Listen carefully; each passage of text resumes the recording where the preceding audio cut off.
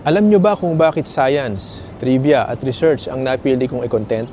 Kasi trilyon-trilyong dolyar ang ginagastos ng mga gobyerno sa research kada taon. Pero malaking bahagi nito, hindi napapakinabangan. Ayon sa UNESCO, noong 2020, umabot sa $1.7 trillion ang global R&D spending.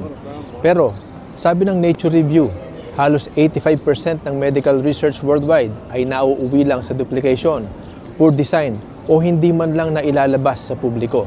Kung ikukumpara sa US, halos 3.5% ng GDP ang para sa research and development. Sa South Korea at Israel, higit 4 to 5%. Ito ang pinakamataas sa buong mundo. Pero maraming developing countries, nasa 0.1 to 0.3% lang. Kaya mahalaga ang pagsisiwalat ng mga datos para siguradong napapakinabangan natin ang mga research at statistics na ginastosan ng malaki ng mga gobyerno sa buong mundo.